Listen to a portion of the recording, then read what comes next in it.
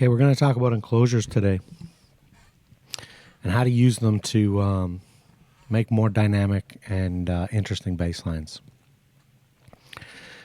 So I'm gonna play around in the key of C major today. I don't know. We're playing in the white keys if you're on piano. This enclosure concept doesn't just apply to bass, but it's so useful for us as bass players. So you got to know about this. So let me get right to it. Let me show you what an enclosure is. Check out this C triad, okay? Okay. I just played the C triad.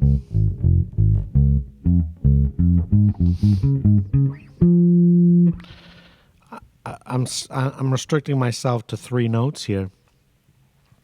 So we can use enclosures to kind of create emphasis around these, okay?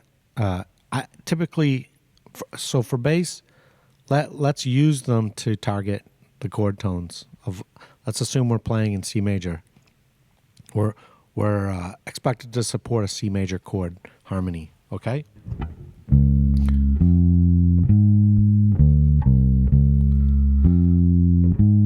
That's the enclosure right there. See how I've enclosed that C with a half step above, a half step below, and then to the C.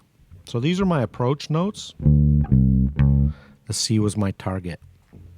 So that's how enclosures are they've got 2 elements. You've got the approach, and then you've got the target. And basically what it sets up is like this little micro resolution, okay? And don't worry that that some of the approach notes may be out of the key. Don't worry about it. In fact, if they're out of the key, it's just going to create more tension, more pressure. It's going to just make that resolution more satisfying.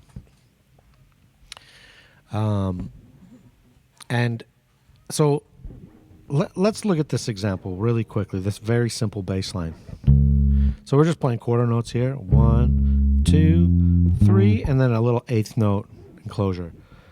4 and 1, 2, 3.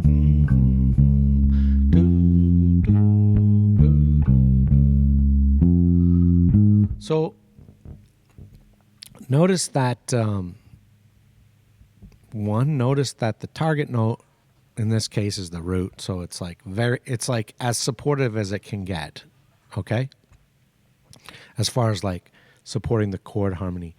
And notice that I've used the enclosure to like emphasize what's happening on the downbeat of the 1. Okay? So a lot of you know we can play that triad in 2 other ways. Actually, there's many ways to do it. But in just the 2 other inversions, we can play it from its 3rd, right? So E, G, C, right? So we're going from the 3rd to the 5th to the root. So we could play that bass line the same way, but put the emphasis on the 3rd, if that's how we were playing that bass line. 3rd, 5, right? So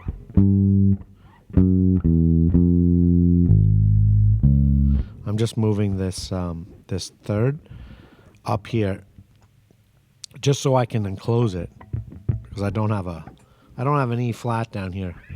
Okay? So here's my bass line. So 3, 5, root, enclosure. 3, 5, root, do, do, do, do, do. Let's play a bass line that looks like this. 5, root, 3, do, do, do, do, do, do, do, do, do. Notice those 2, that enclosure there around the 5 is using like that. This is not in the key. This is not in the key. But this is. So it creates, that enclosure is going to create like varying degrees of tension depending on where you put it. When I wrap the 3 there,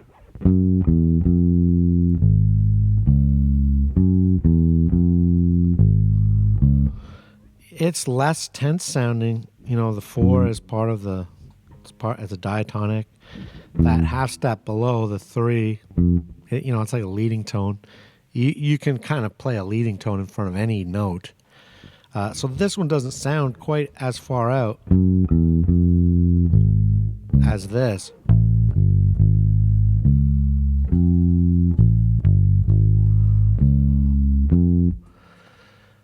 And those are all C. That's all. I'm supporting C major in all of those examples. But I've used this enclosure to create an emphasis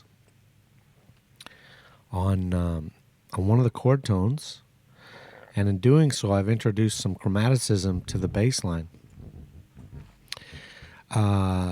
So this is like a super powerful device, and it gets used like all the time. It gets used all the time in jazz, but it gets used in all kinds of music.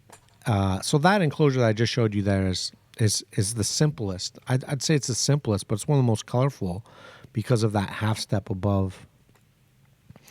You know, there are other enclosures, and I'll make other videos about that. But try this with your bass lines. Try like an easy way to use this is to just start like thinking about enclosures on beat 4. As you know, when you're even if you're not moving to a different chord, even if you're staying on the same chord, use it as a way to kind of like create some drama in the bass line. You're stirring stuff up, you're adding this, you're kind of creating this pressure, this push. And this enclosure, it's kind of like, it creates like this gripping effect on the target that it lands on. I just want to remind you, this is really important. It's very important to respect the rhythmic cadence. You know, for example, you know, if you're going to practice, let me show you an exercise really quickly, how you might go about practicing this enclosure shape, just so you get comfortable with where it is. Let's stay in C major here. So you might be tempted to go, okay, I'm going to practice my enclosure, so I'm going to go.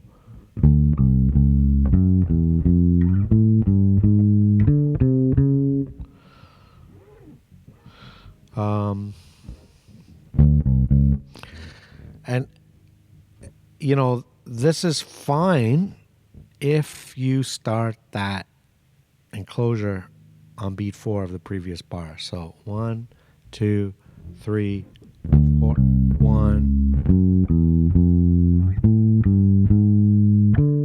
1, 2, 3, 4.